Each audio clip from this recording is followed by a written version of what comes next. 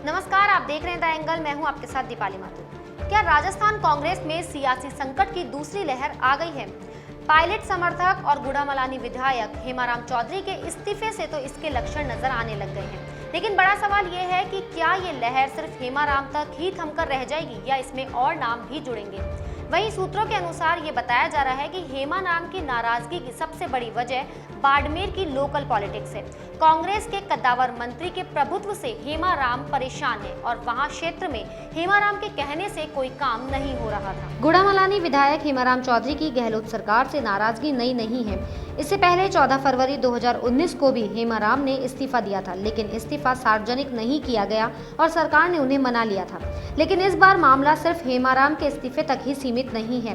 पिछले कुछ महीनों सचिन पायलट और उनके समर्थक विधायक राजनीतिक नियुक्तियों और मंत्रिमंडल विस्तार की मांग को लेकर बयानबाजी कर चुके हैं। राजस्थान विधानसभा के बजट सत्र में पायलट खेमे के विधायकों ने सरकार के सामने खुलकर मोर्चा खोला था।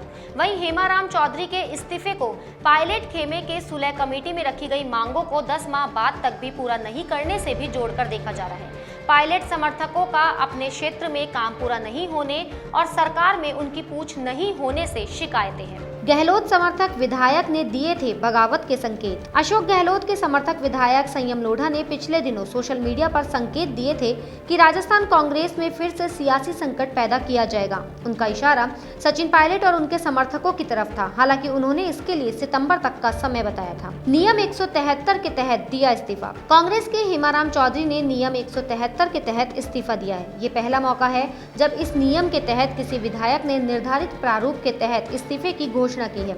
इससे पहले फरवरी 2019 में भी चौधरी ने अपना इस्तीफा स्पीकर को दिया था, लेकिन उक्त नियम के तहत नहीं दिया था।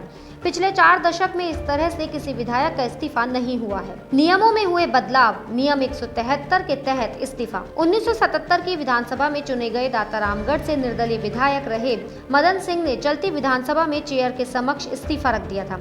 तब विधानसभा अध्यक्ष ने विधानसभा की कार्रवाई आधे घंटे के लिए ये कहकर स्थगित कर दी थी कि मैंने अभी कुछ नहीं देखा है। इसके तुरंत बाद मदन सिंह के साथी विधायकों की समझाइश के बाद उन्होंने इस्तीफा वापस ले लिया था। उसके बाद नियमों में बदलाव हुए और ये तय हुआ कि नियम 173 के तहत इस्तीफा हुआ था विधानसभा अध्यक्ष के समक्ष बात रखनी होगी ताकि कोई गड़बड़ी या गलतफहमी की गुंजाइश खत्म हो जाए।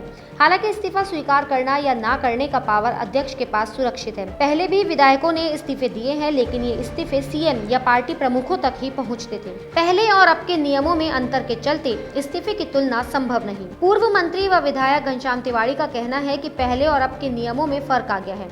अब इस्तीफा देने के बाद विधानसभा अध्यक्ष के समक्ष खड़ा होकर बात रखनी पड़ती है। पहले इस्तीफा दे दिया सो दे दिया। नियम अनुसार अध्यक्ष को मानना ही पड़ने का प्रावधान था। उधर उप सचेतक राजेंद्र राठौड़ का कहना है कि 1990 से वे विधानसभा का हिस्सा रहे हैं, लेकिन चलती विधानसभा में नियम 173 के तहत किसी का भी इस्तीफा नहीं हुआ है। सियासी गलियारों में ये चर्चाएं हैं कि यदि ये मामला सिर्फ हेमाराम तक ही सीमित रहता है तो गहलोत सरकार पर इसका ज्यादा फर्क नहीं पड़ेगा, क्योंकि विधानसभा में कांग्रेस के अभी 106 विधायक हैं और हेमाराम का इस्तीफा मंजूर होने के बाद ये संख्या 105 रह जाएगी। वहीं बहुमत के लिए 101 विधायक होने जरूरी है।